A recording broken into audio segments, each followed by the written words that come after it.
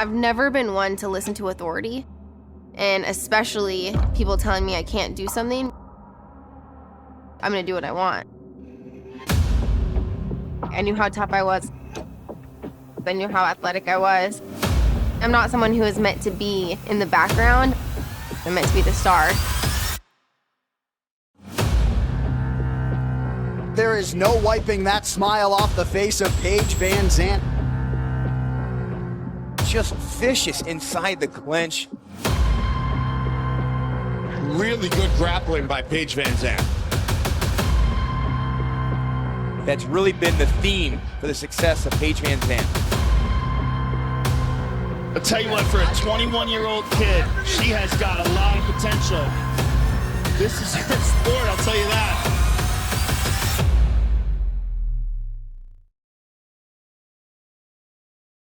Following the enormous success of Ronda Rousey, the UFC added a women's 115-pound division. The cast from the 20th season of The Ultimate Fighter would be exclusively from that weight class. The winner of that show would be crowned the first UFC strawweight champion. Due to there being alcohol in the home of the reality show, no contestants under 21 were allowed to compete.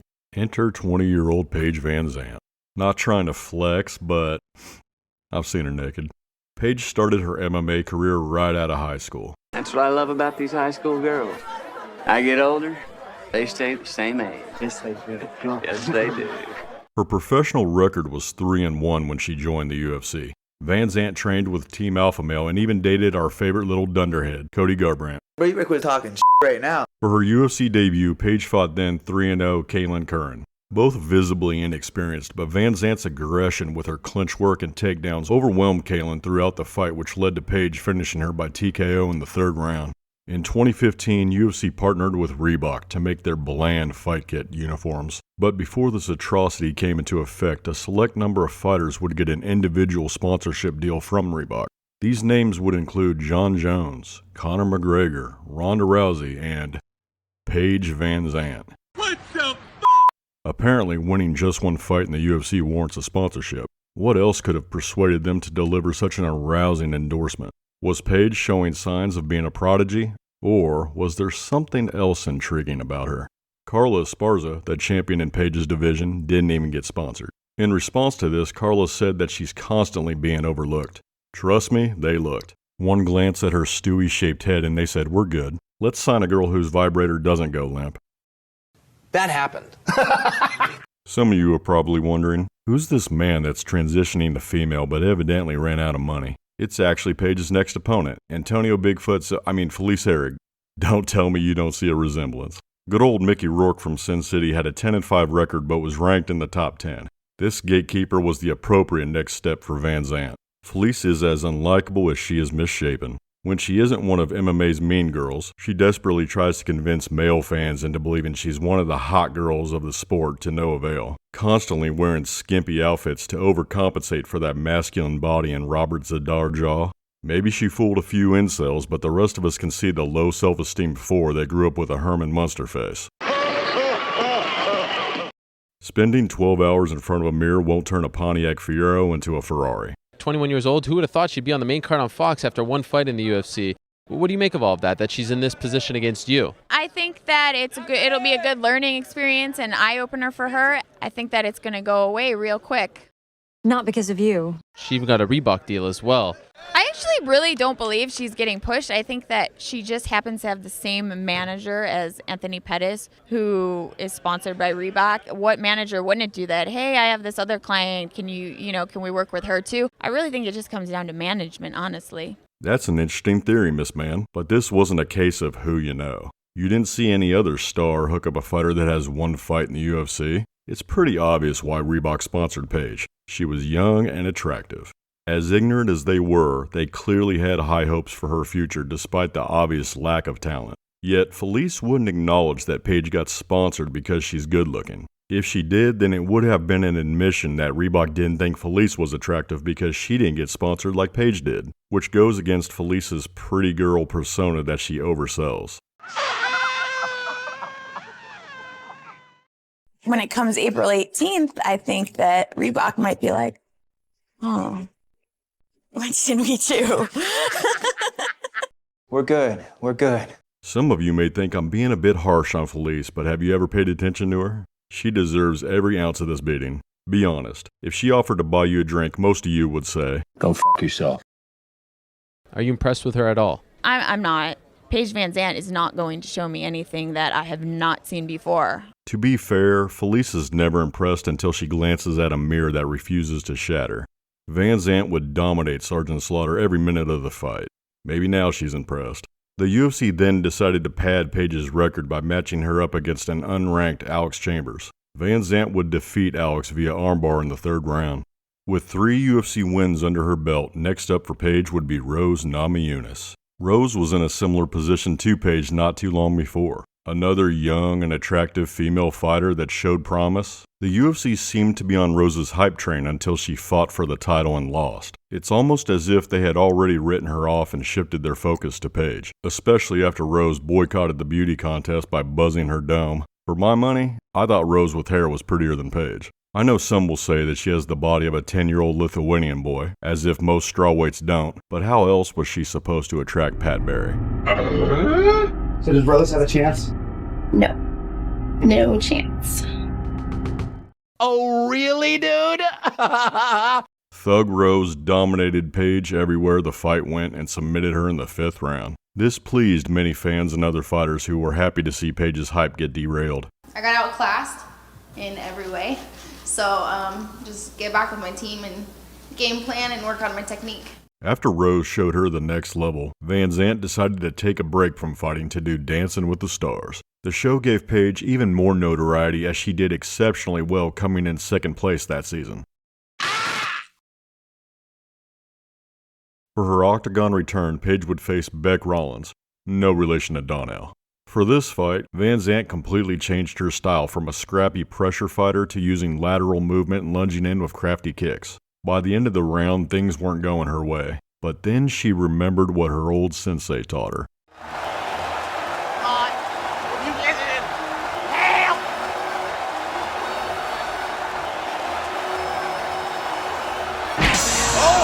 She rocked her! On cue!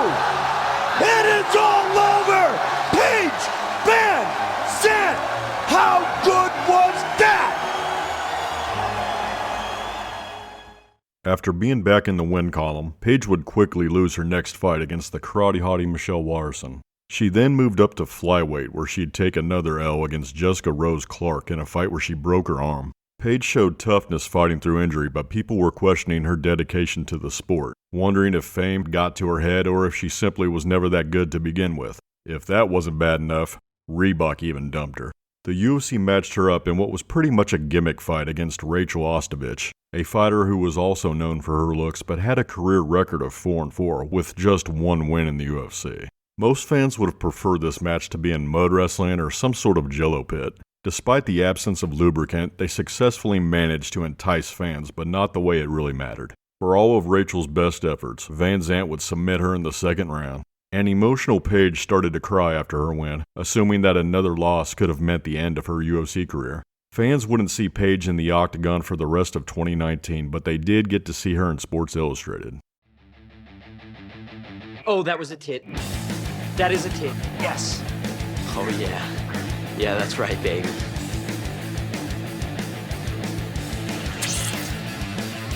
She got a great ass!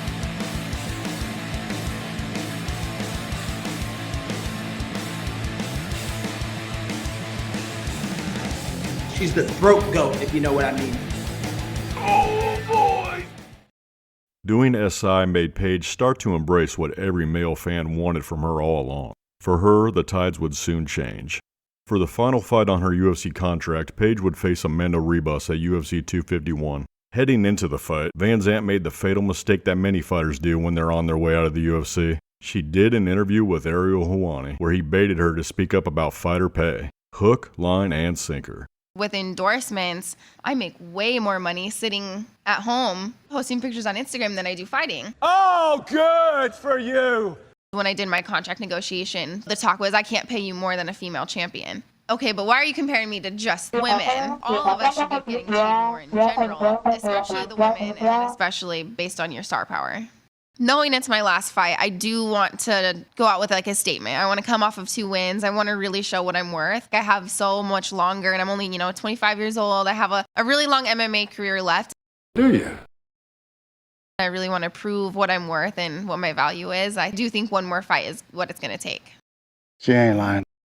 I feel like coming off of Dancing with the Stars, with the fan base I've been able to build up, I've just been extremely accomplished outside of the UFC as well as in the UFC. And I see these other stars that cross over from other organizations. Take CM Punk, Greg Hardy, him coming over from football, all these other stars and what the UFC values them at. And I do want to show the UFC, like, I'm so much more than just a star outside of fighting. Like, I'm a star in the UFC as well. Doing a season of Dancing with the Stars and appearing in Sports Illustrated once doesn't make her a star outside of fighting. These were one-time opportunities made available to her because she was affiliated with the UFC. Like, I am really talented.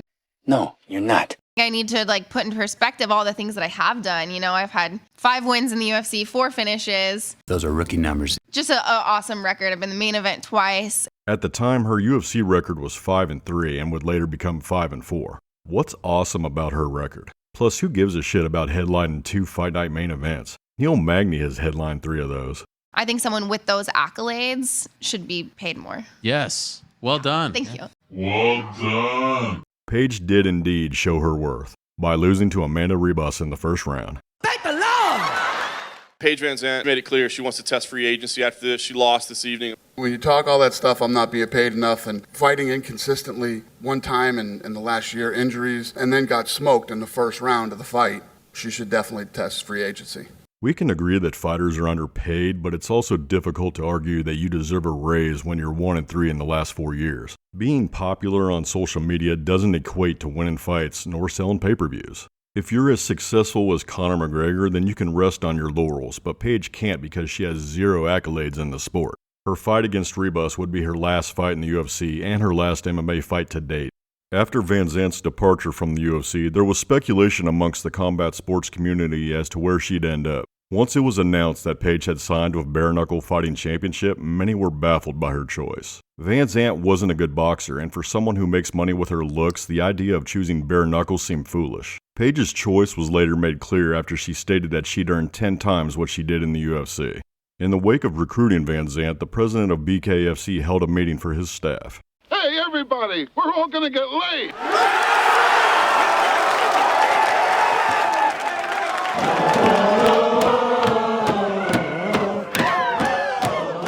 After securing her first bare knuckle win, Britton Hart called out VanZant. You're next. Paige VanZant coming in the ring right now. Paige, would you like to have a talk? Love to fight you. That sounds like an easy win for me, so thank you. Even on my very worst day, I would still beat this person. I've always been known as a striker. VanZant's debut showed that she wasn't as good as she thought, losing 4 rounds to 1 against Hart. VanZant was now at a crossroads in her fighting career. The more reality set in, the more she started to embrace what actually made her popular. Around the time she signed with BKFC, she also created an OnlyFans account. To no one's surprise, she found immediate success. I logged in and it had only been live for an hour, and I was seeing the subscribers go up, and I think I had 52,000 subscribers at one point, and I was like, oh my word, our lives just changed forever. She naked.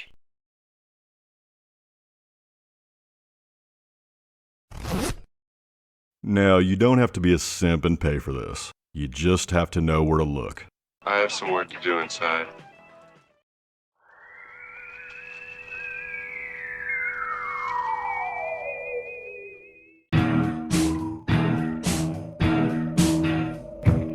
You know how cute I always thought you were.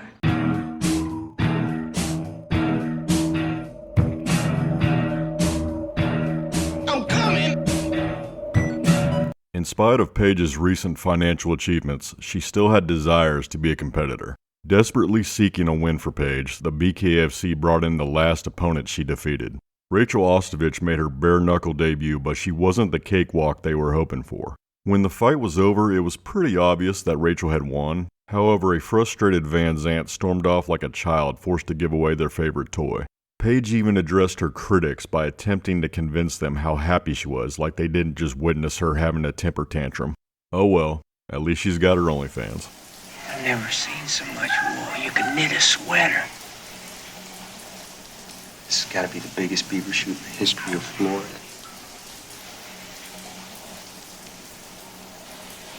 Other than her brief stint in AEW, Paige took a 3-year hiatus from professional fighting, until a new opportunity presented itself, which rejuvenated her competitive spirit. That so-called opportunity would entail VanZant joining the circus to face influencer-turned-boxer Elle Brooke. Paige was determined to snap her losing streak and figured the inexperienced Brooke would be the rebound she needed. If I was in a bare knuckle fight, I would do a lot more damage than what she has. Like, her opponents didn't look bad. Paige didn't do a lot of damage on her opponents at all. I don't think she's necessarily a puncher. She might be strong, but she's not known for knocking them out. I would have knocked them out. Paige, what are you envisioning? I think it will be a very exciting fight, and I definitely know it is not going to the judges. Wrong. Not only did their fight go to the judges, but they decided it was a split draw. I really thought that I did enough at the end. My whole team thought we did enough. I think a lot of people did. The judging, a little bit nuts. What are your thoughts on how that match went with Elle Brooke? You know, it went to a controversial draw. I just had a draw in controversial draw in boxing. Regardless of how much Paige claims it was a controversial decision, it wasn't. The fight was a pretty clear draw, with Elle scoring a 10-8 round when she dropped Paige. Well, time to spice up that OnlyFans.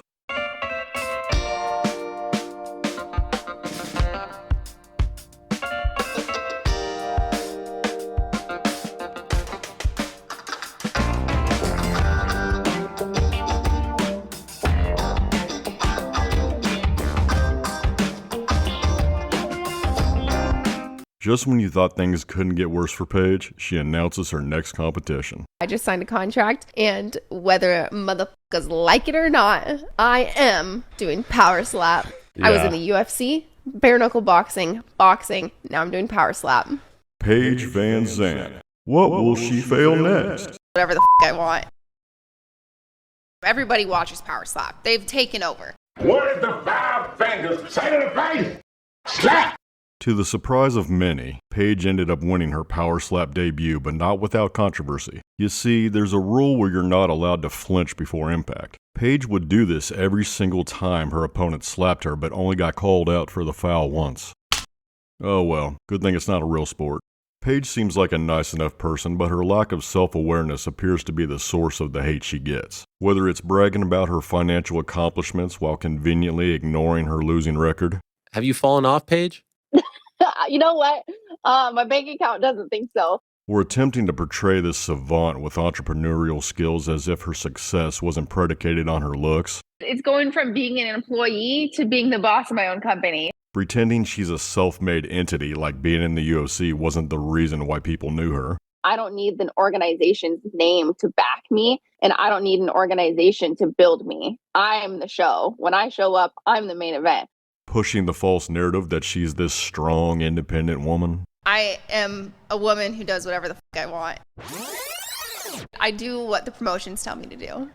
Exaggerating her value. I am so much more than just a star outside of fighting. Like, I'm a star in the UFC as well. Having an overblown ego. It would be a reward for her to fight me, and she doesn't deserve it. Refusing to be humble. I do very well at everything I do. Then when reality smacks her in the face, instead of accepting it, she'll do things like nonchalantly mentioning how ridiculous a fairly accurate scorecard was. Judging, a little bit nuts. You know, it went to a controversial draw. I just had a draw in controversial draw. Or create an illusion of fake positivity by smiling and flipping off her so-called haters like she has a one-up on them, as if their legitimate criticisms haven't gotten to her. She even had the nerve to complain about gender pay gaps when her entire fortune was unequivocally based on her being an attractive female. I didn't see Reebok sponsor any other 1-0 UFC fighter. That means her being a woman was actually a privilege.